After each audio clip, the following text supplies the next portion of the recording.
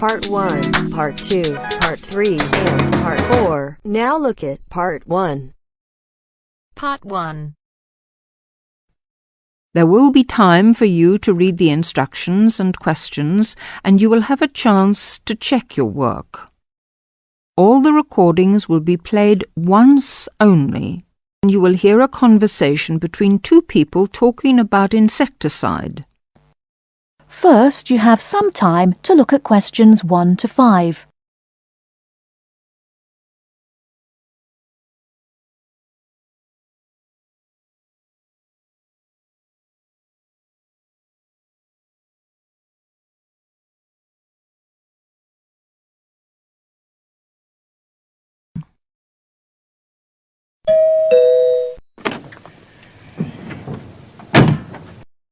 Yes?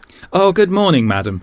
I'm from Pestaway Market Research. I'm doing consumer research in this area. I wonder if you'd mind telling me, do you use Pestaway in your home? Pestaway? Oh, the insecticide thing. Well, yes, as a matter of fact, I do. What do you use it for, madam? Fleas, ants, cockroaches, woodworm? Oh, cockroaches. This is an old house, you see, and we often get cockroaches in the kitchen. I tried scrubbing and disinfecting, but it didn't seem to do much good. And then I heard a commercial about Pestaway, so I thought I'd try that. Was that on TV? No, it was radio, one of those early morning shows. You heard it advertised on the radio? Fine. And you say you use it in the kitchen. Do you use it anywhere else in the house? In the bathroom, say? Oh, no. We've never had any trouble anywhere else. We get the odd wasp in the summer sometimes, but I don't bother about them. It's the cockroaches I don't like. Nasty, creepy, crawly things. And you find Pestaway does the trick? Well, yes, it's quite good. It gets rid of most of them. How long have you been using it, madam? Oh, let's see. About 2 years now, I think. About 2 years. And how often do you find you have to spray?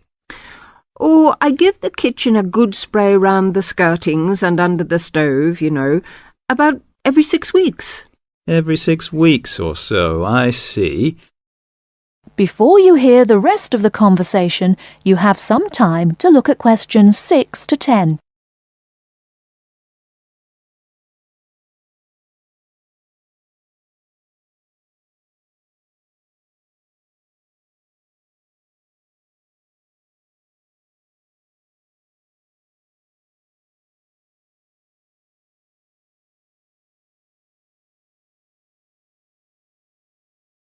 Now listen and answer questions 6 to 10. About every 6 weeks. Every 6 weeks or so, I see. Where do you buy your Pestaway, madam? A supermarket? Chemist? Oh, no. I get it at the little shop at the end of this street. They stock practically everything. It means taking a bus if I want to go to the supermarket. Well, thank you very much, madam. Oh, could I have your name, please? Mrs. Edgerton. Mary Edgerton. That's E-G-E-R-T-O-N. E-G-E-R-T-O-N. And the address? The address is 12 Holly, Peterford. 12 Peterford. And may I ask your age, madam? Oh, well, just put down I'm over 50. As you like, Mrs. Egerton. And occupation? Housewife? Well, I used to be a telephonist before I married. I had a very good job at the post office, but what with a husband to look after and 4 children to bring up, it doesn't leave you much time, does it? Occupation, housewife. Well, thank you very much for your time, madam. You've been most helpful. That is the end of Part 1. You now have half a minute to check your answers.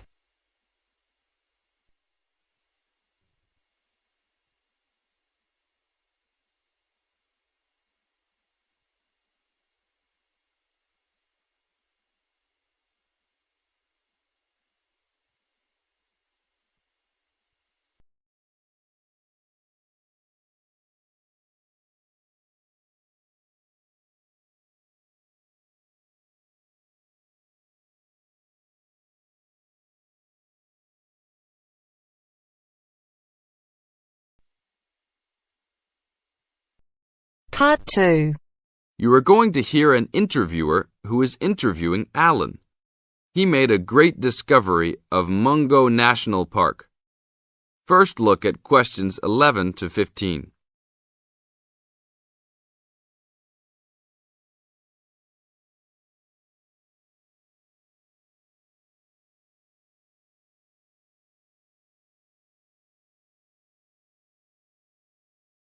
As you listen to the first part of the interview, answer questions 11 to 15. An event occurred in 1996 over a period of 3 days that attracted considerable attention at the time and led to a new find in Mungo National Park, which is the focal point of the Willandra Lakes World Heritage Area in New South Wales, Australia. I talked to Alan Moore, the organizer of this trip, about his experience. Alan, what was the purpose of your trip? Well, as you know, I love the outback and lead tours of people wanting to go into more remote parts of the country. However, I thought it was time for me too to have a holiday. So I packed up my family and we went to Mungo National Park. Why did you choose this location? It holds a record of Aboriginal life stretching back over 40,000 years.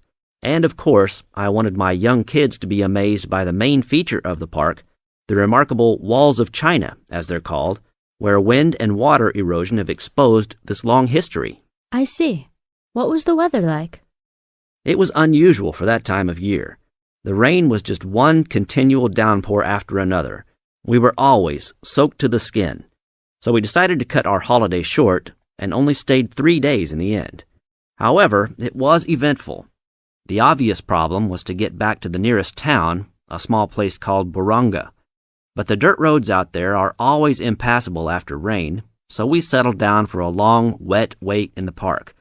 We didn't really mind because the scenery was so interesting. However, the kids wandered away without our noticing, and eventually we realized they must be lost.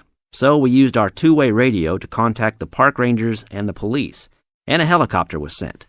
Luckily, the kids were found within a few hours, but they'd made an important discovery. Now look at questions 16 to 20.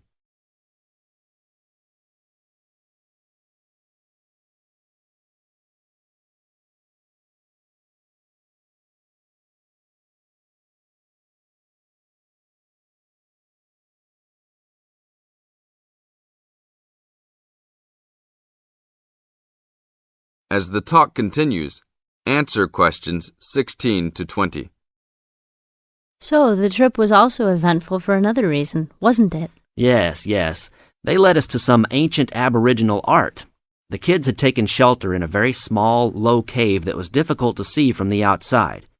We were lucky to have another family camping in our location. When they heard us calling the kids, they immediately helped us search for them, and as the hours went by, they also provided us with much-needed support and encouragement. We really appreciated their help. And as we were already soaked through after looking for the kids for a couple of hours, they even made sure we had enough dry clothes to wear.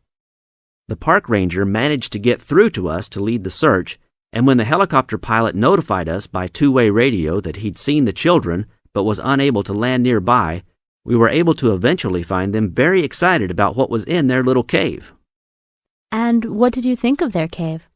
Well, after squeezing in, I must say I was impressed, and managed to take a few photos of it before we left. There were many faint markings and dots on the wall. It was difficult to tell what they represented because they were so small, but people from the museum who have since visited there said the markings were similar to some other findings in the area, and later confirmed they were very old. Although it's now a protected site, the children like to call it their cave, and are allowed to visit it when a ranger can go with them. Thank you, Alan. If you go to Mungo National Park, you can see the entrance to the cave and some of Alan's photos at the ranger's station. Alan continues to lead tour groups in the outback, and if you want further information... That is the end of part 2. You now have half a minute to check your answers. You now have half a minute to check your answers.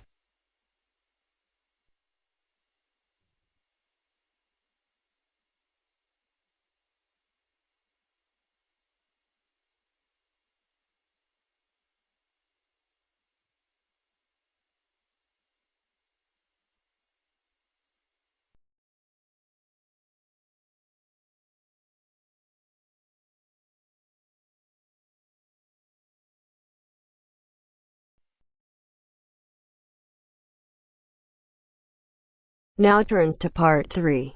Part 3. You will hear a group of students, Henry, Joe, Nancy, and Gordon, discussing changes to their work experience placement arrangements. First, you have some time to look at questions 21 to 26.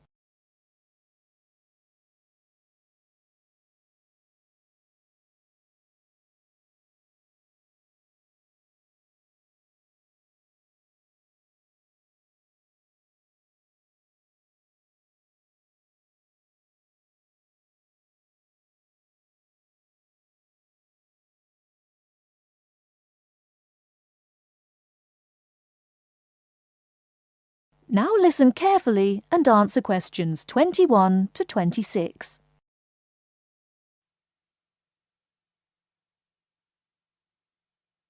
Look, there's the notice that Professor Jones told us he'd be putting up confirming the details of our work experience placements. But I thought that was already arranged. No, he said he'd have to check with the companies that the days we preferred were okay for them. Let's see if any have changed. Teresa's not here today, but her name's first. It says the Uni Bookshop, Friday mornings starting on the 23rd of March. So nothing's changed. I'll let her know. What about Manuel? He's not here either. Is he still going to the music store in the High Street? If it's mainly music, yes, he's still down for that on Friday afternoons starting on the 9th. The day's different. It's changed from Tuesday mornings, but that's okay. I'll tell him. He'll really enjoy listening to music all day. Now, where's my name? Henry. Here it is. I'm going to the beauty shop, and I said I preferred Thursday afternoons. Oh, good, that seems okay. And my start date hasn't changed either. Joe, what day did you opt for? I'm going to Highway Hotels on Monday mornings.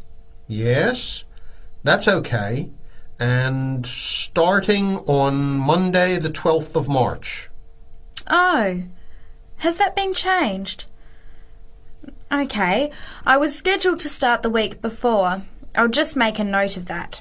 What about me, Henry? Have I still got the Explore travel service on Wednesday mornings? Just a minute. Where's your name? Let's see. Nancy.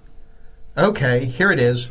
Explore travel on Wednesdays, yes, but afternoons, and starting date is Wednesday the 14th of March. Has the date changed? No, not the date, just the time, which is fine. I'll get to sleep in.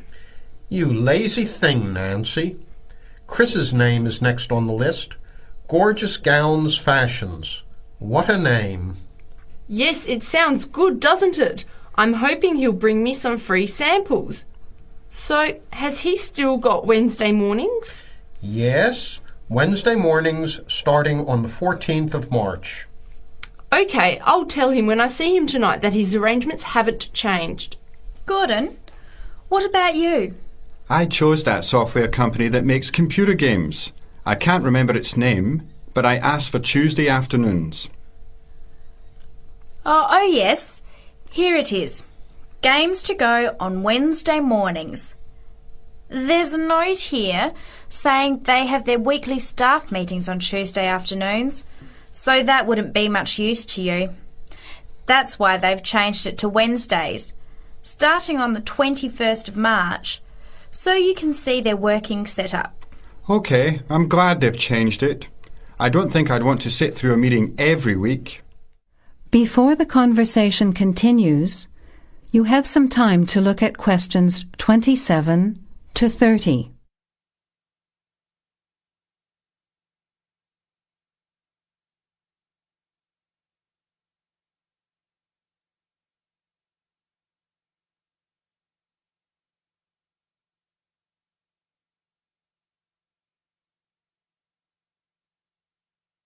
Now, as the conversation continues, answer questions 27 to 30. Can someone remind me what time we have to get to our placement in the afternoons? It says here, mornings start at 9 a.m. and afternoon sessions at 1 p.m. Oh, that's a shame. I thought Professor Jones was going to change it to 9:30 a.m. and 1:30 p.m.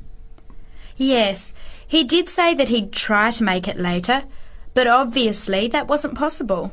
By the way, just in case, what happens if we're ill or something and can't make it? Do we phone the college or the place we're going to? I think we have to phone the company first and then the college. Didn't you get the information sheet about work experience at our last seminar? No, I missed it because I had to go to the dentist. What else did it say? Well, we have to do a total of 24 hours altogether. So if we miss one of the arranged sessions, we have to organise another time to make up the hours. And he gave us details of the presentation we have to give about our work experience. Oh, really? What do we have to do? In week 10, we each have to give a presentation to the class about the company we've been with. It's 30% of our final mark for this subject, so it's going to be a lot of work. Yes, he's expecting us to do a lot of research while we're there so that we can outline the history of the company, its management structure, number of employees, other branches, etc.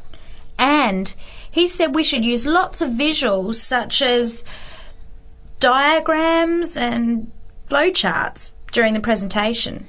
Yes, and we should also include what we did each week, the different departments of the company or positions that we observed, and try to relate what we saw to our studies so far. He gave examples like management style, accounting systems, information technology, and so on. You were right. It sounds like lots of work. That is the end of part 3. You now have half a minute to check your answers.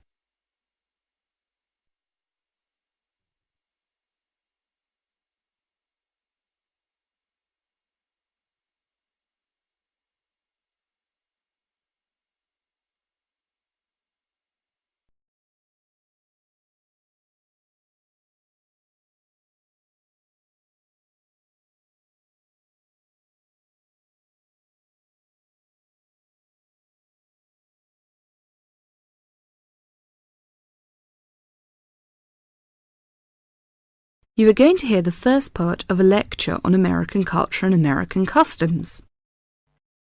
First, you have some time to look at questions 31 to 40.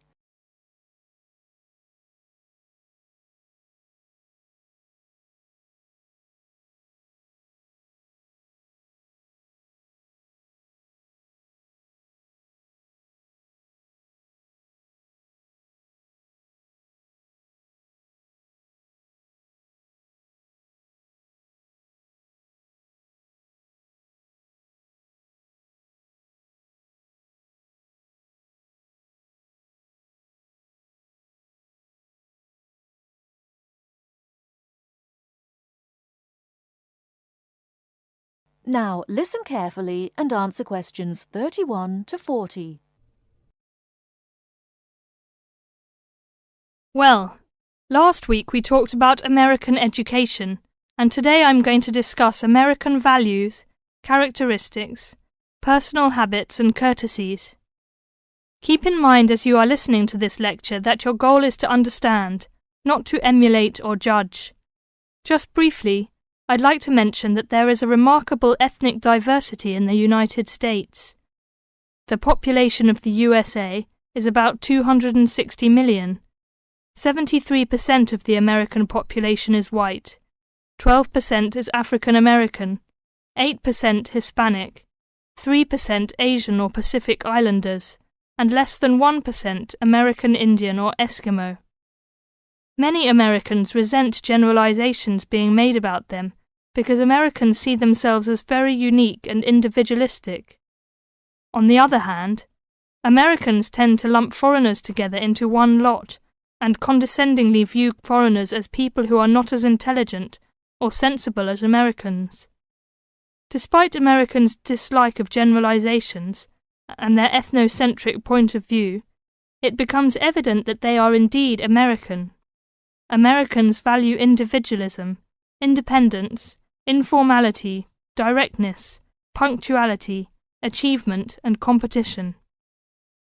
Individualism is probably the most highly esteemed value in the American culture and an important key to understanding American behavior. In the historical development of the country, individuality was crucial for survival. If you asked Americans to characterize the ideal person, they would probably use adjectives such as autonomous, independent, and self-reliant. Persons tend to be viewed as individuals rather than as representatives of a family or a group. Here are some examples of how this value affects behaviors. 1.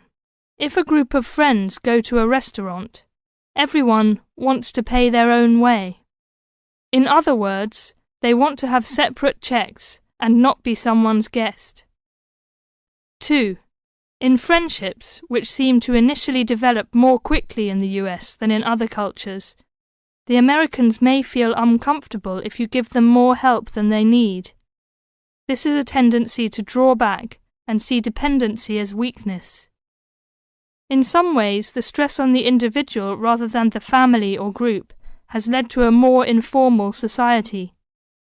Sometimes this lack of formality is viewed by members of other cultures as a sign of lack of respect.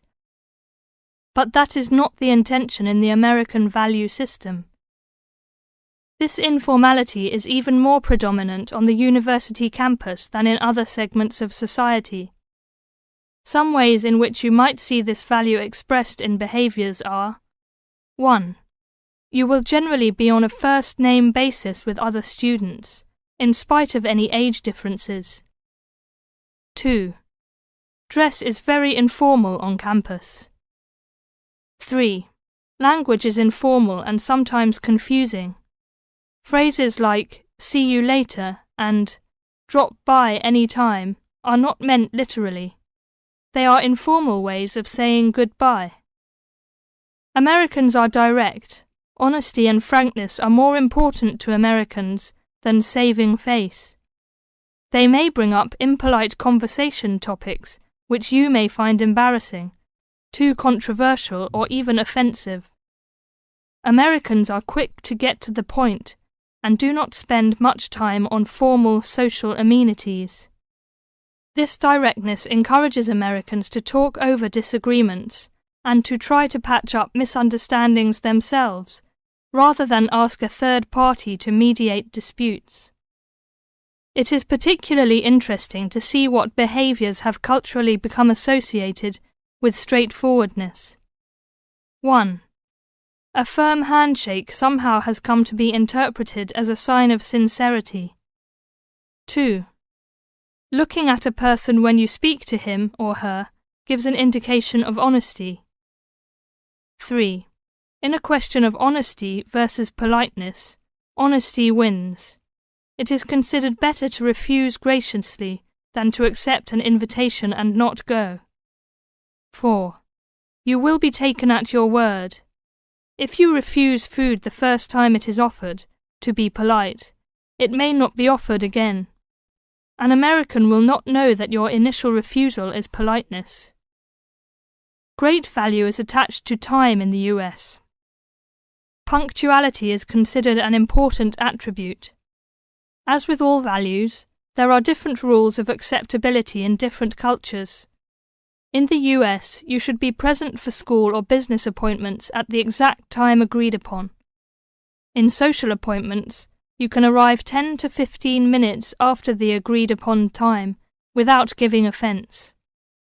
If you are invited somewhere for dinner and are more than 15 minutes late, you will need to offer an apology and an explanation. A phone call explaining you have been detained and will be late will save face for you and patience for the other person. Americans also value achievement and competition. The American style of friendly joking or banter, of getting the last word in, and the quick and witty reply are subtle forms of competition.